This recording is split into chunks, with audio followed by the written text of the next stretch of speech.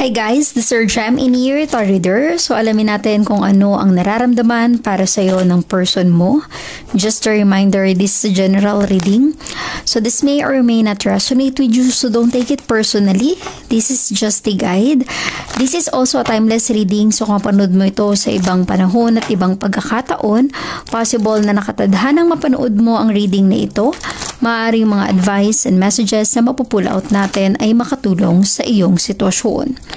Also, please like, share, comment, and subscribe for more videos. Give me your energy. Ano ang nararamdaman para sa iyo ng person mo? Give me your energy. Okay, let us see. Alamin natin kung ano ang nararamdaman para sa iyo ng person mo. You have 3 sets in this reading. Okay? You have set A, set B, or set C. I-feel mo sa tatlong set na ito kung ano yung energy ng person mo at posibleng nararamdaman niya para sa iyo. Kapag nakapili ka na ng set mo, pwede mong i-check sa description box yung timestamp ng napili mo. Okay, let's start. Hi, set A. So, alamin natin kung ano ang nararamdaman para sa iyo ng person mo. Give me your energy, set A. Ano ang nararamdaman para sa iyo ng person mo?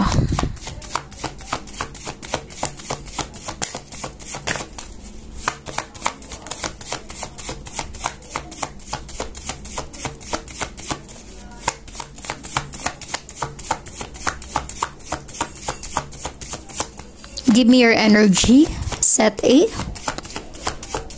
Ano ang nararamdaman para sa iyo ng person mo?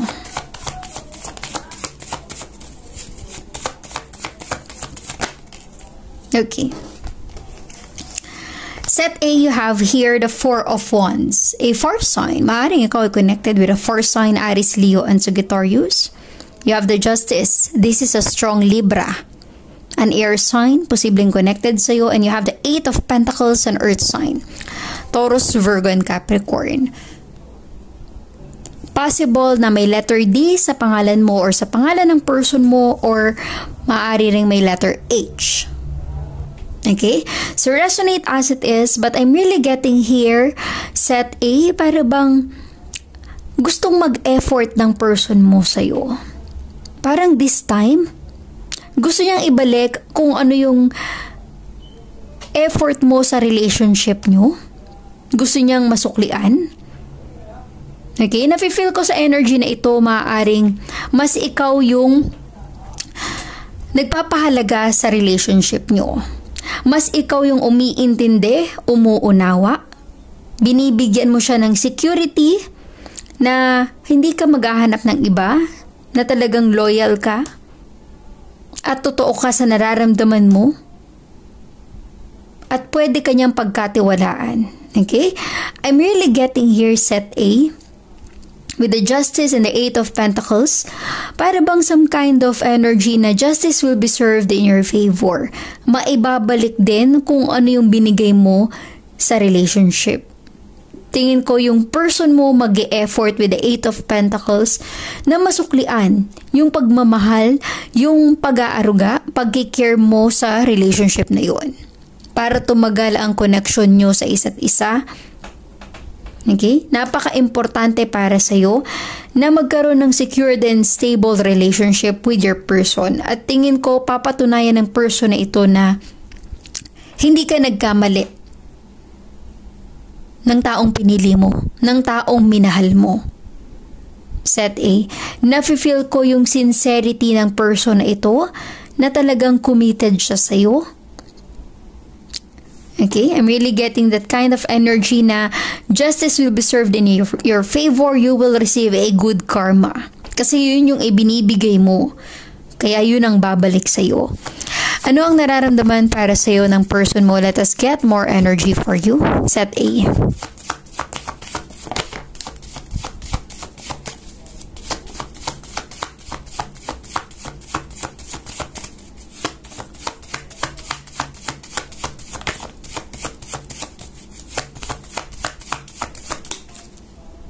Okay. Set A, you have here King of Pentacles. Maaaring ikaw ay connected with a King, an earth sign, Taurus, Virgo, and Capricorn. May kaya, mayaman. Magaling pumorma.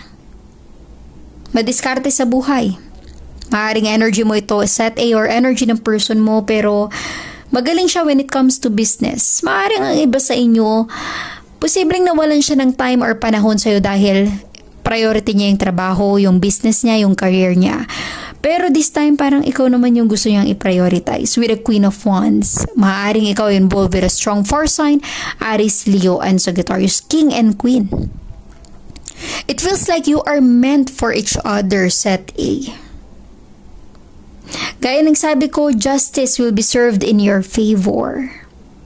You will be excited sa kung ano man yung ipaparating na message sa'yo ng person na ito. Ace of Swords. Maaaring ikaw ay connected with a strong air sign, Gemini, Libra, and Aquarius. At posibleng may letter A sa name mo or may letter A sa name ng person na involved sa'yo.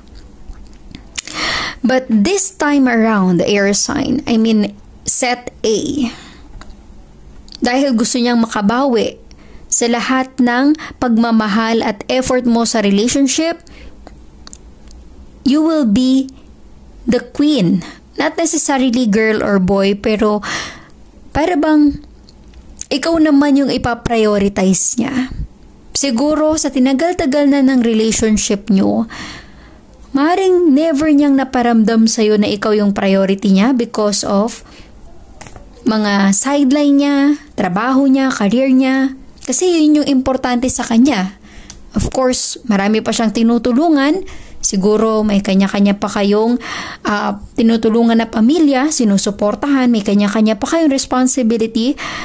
Pero this time, set A, para bang ikaw naman yung kanyang ipaprioritize. Posibleng meron kang ma-receive na message na kung saan mag-start na yung kanyang pagbibigay or pagpapakita ng efforts sa'yo, set A. Okay? So, resonate as it is, set A. Please like, share, comment, and subscribe for more videos. Thank you, set A. Hi, set B. So, alamin natin kung ano ang nararamdaman para sa'yo ng person mo. Give me your energy, set B.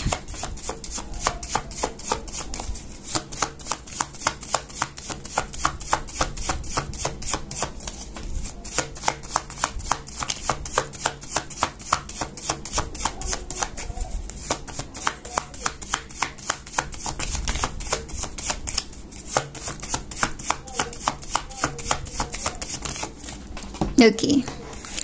Set B, you have here Six of Swords, an air sign. Maaaring ikaw ay connected with an air sign, Gemini, Libra, and Aquarius. You have the Queen of Swords, again, an air sign. You have the Sun energy.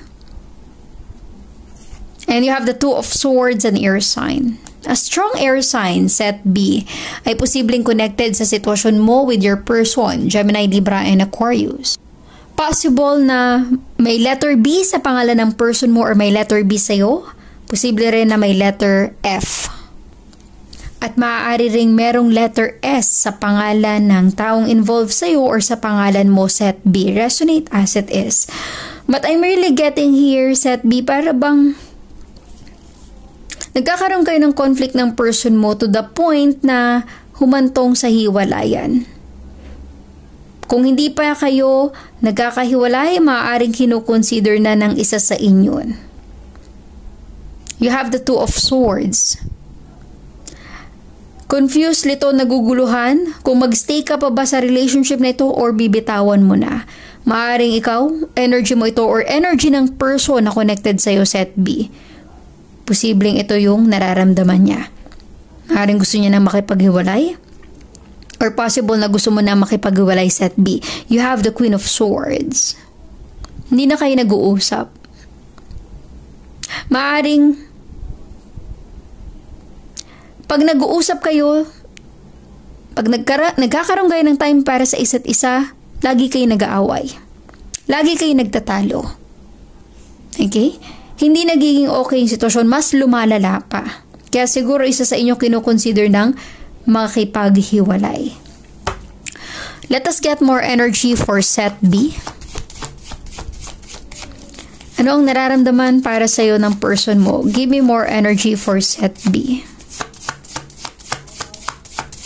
This is a strong air sign energy. Gemini, Libra, and Aquarius ay posibleng connected sa'yo or posibleng that is your zodiac sign set B. Okay? Maaring with the sword energy, may nakapagbitaw ng masasakit na salita. Okay? Sabi na. You have the Page of Swords, an air sign. And the Emperor energy, this is a strong Aries. Maaring ikaw ay connected with a strong Aries at posibleng merong letter D sa pangalan ng person mo or sa pangalan mo set B. Resonate as it is. But I'm really getting here, merong gustong mag-reach out bago pa mahuli ang lahat, bago pa humantong sa hiwalayan. Para bang may gustong mag-reach out, gustong makipag-usap para maayos yung magulong sitwasyon. Pero nafe-feel ko sa energy na ito para bang pinapaira lang pride or ego set B. Maaring isa sa inyo pinapaira lang pride or ego kaya hindi mo siya pinapansin. There is someone ignoring the connection. Mas lalong lumalala tuloy yung sitwasyon set B. Maaaring yung person mo yung ma-pride or ma-ego or posibleng ikaw set B. Ayaw mag-compromise. Okay? Kung palalalain ang sitwasyon set B at hindi kayo magiging okay, posibleng ang energy na ito ay talagang mahantong sa hiwalayan. You have the Two of Swords. Pinag-iisipan na. Isa sa inyo para bang kinukonsider na to let it go and move on. Because there's the Sun energy. Maaaring iba sa inyo single parent or solo parent or meron kang anak. Meron kayong anak ng person na ito. But with the Sun, it feels like this is a positive energy. Pero nafe-feel ko sa sitwasyon na ito, set B, freedom. Para bang merong gusto nang maging malaya. Dahil hindi na masaya sa relationship. I'm really getting that kind of vibe kasi walang cups sa energy mo set B. Because cups is all about feelings and emotion, wala ng pagmamahal. Mas nangingibabaw yung pride and ego. Mas nangingibabaw yung pag-ignore sa sitwasyon. Ayaw nang ayusin. May pag-aalinlangan kasi para bang yung energy ng person na ito, pag siya yung unang mag-reach out, ang ending siya yung talo. Ayaw niyang siya yung unang mag-reach out, nag-aalangan. Okay?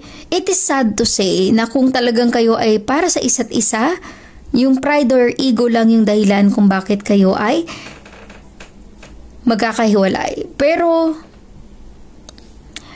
kung ito talaga yung sitwasyon na mangyayari sa buhay nyo, sa relationship nyo set B, possible na ito talaga yung nakatadhana at wala na tayong magagawa doon.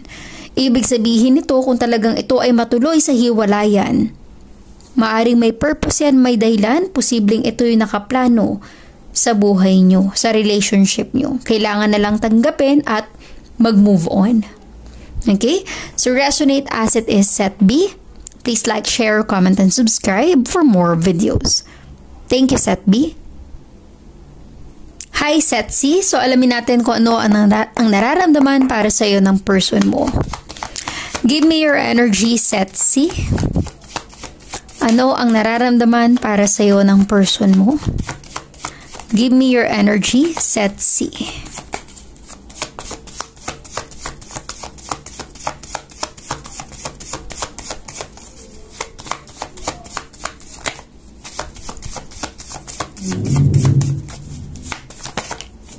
Wow. Set C, you have here the Seven of Pentacles. Maaring ikaw ay connected with an earth sign, Taurus, Virgo, and Capricorn. You have the Five of Cups, a water sign, Cancer, Scorpio, and Pisces. And you have the Three of Swords, an air sign, Gemini, Libra, and Aquarius. Possible na ikaw ay merong letter G sa pangalan mo or sa pangalan ng person mo, merong letter E at letter C. Okay? Resonate as it is. It feels like there's broken-hearted. Maaring nagkahiwalay kayo, nagkalayo kayo ng person mo, nagkaroon kayo ng problema. Posibleng hindi kayo nag-uusap, hindi kayo nagkikita. But you have the 5 of Cups. Maaring namimiss ka niya. Ito yung nararamdaman niya. Nasasaktan siya ngayon sa mga pangyayari, sa kinahantungan ng relationship niyo, para bang nangihinayang siya sa pagkawala mo, or sa paghihiwalayan nyo. Set C. Okay? May panghihinayang. At nafe-feel ko sa energy ng person na ito, umaasa. Umaasa siya na posibleng maiayos pa yung nasayang na pagkakataon. I'm really getting that kind of vibe. Okay? Posibleng namimiss ka niya, set C. Resonate as it is. Let us get more energy. Ano ang nararamdaman para sa'yo ng person mo, set C?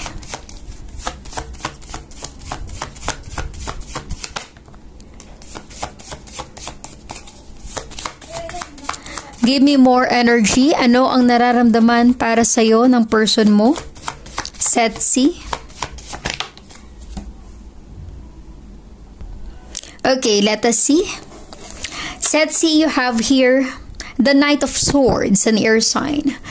Maaring ikaw ay connected with an air sign, Gemini, Libra, and Aquarius. You have the 8 of Cups, a water sign, Cancer, Scorpio, and Pisces. And you have the Page of Pentacles, an earth sign, Taurus, Virgo, and Capricorn. Maaring may letter H sa pangalan mo or sa pangalan ng person na connected sa'yo. Resonate as it is, set C. But I'm really getting here, maaring energy mo ito, Page of Pentacles. Meron ka ng ibang pinagkakaabalahan. Okay? So, set C, tingin ko, ikaw yung lumayo, ikaw yung bumitaw, ikaw yung nakipaghiwalay, kaya nangihinayang yung person mo, namimiss ka niya dahil sa pagkawala mo. Maaaring may iba ka na ang pinagkakaabalahan sa ngayon, career, business. Posibleng meron kang trabaho sa online. Busy ka sa, alam mo yung mag-ipon, mag-invest. Busy ka na kumita ng pera. Magtrabaho para meron kang maipundar. I'm really getting that kind of vibe. Posibleng nakakatulong ito para maka-move on ka, maka-get over ka. Pero yung person mo, umaasa pang maging okay kayo. At dahil umaasa siya, set C, with the Knight of Swords, para bang gusto kanyang habulin. Gusto kanyang kausapin. Posibleng magmakaawang bumalik ka sa buhay niya. Bigyan mo pa siya ng second chance. Kasi nafe-feel ko sa energy ng person na ito, umaasa siya eh. 7 of Pentacles na magiging okay din ang lahat. Okay? But I'm really getting in your energy, set C, para bang you are totally moving on. Para bang wala nang pagkakataon para bumalik ka pa sa person na ito. May mga pinagkakaabalan ka na sa buhay mo na nakakatulong na makaget over ka sa sitwasyon. Sobra yung pagiging broken-hearted niya. Kung mafe-feel mo yung energy ng person mo with the 5 of Cups and the 3 of Swords. Maaari yung person na ito is feeling lost without you, set C. Di makatulog sa gabi, hindi makakain ng maayos. Dahil hanggang ngayon, ikaw pa rin yung naaalala niya. Simpleng kanta, simpleng memories na magpapaalala sa'yo, or simpleng mga gamit, or mga words na posibleng magpa-reminisce sa'yo, set C. Agad-agad siyang nakakaramdam ng kalungkutan.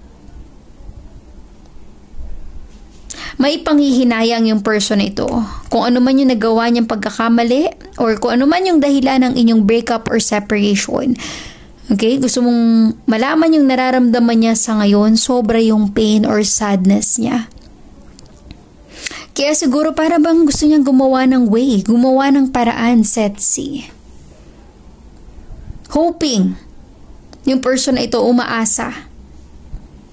Nabigyan mo siya ng pagkakataon. But I'm really getting with your energy, Setsi. You are totally moving on. Resonate as it is, Setsi. Posibleng energy mo itong nagmo-move on or energy ng person mo. Maaari ring energy mo yung taong hindi makaget over, hindi makarecover, makamove on hanggang ngayon, namimiss yung connection or maaaring energy niya iyon. Okay, so resonate as it is, but I'm really getting that kind of vibe na namimiss ka niya. Umaasa siya. Nabigyan mo pa siya ng pagkakataon. So resonate as it is, Setsi. Please like, share, comment, and subscribe for more videos. Thank you, Setsi.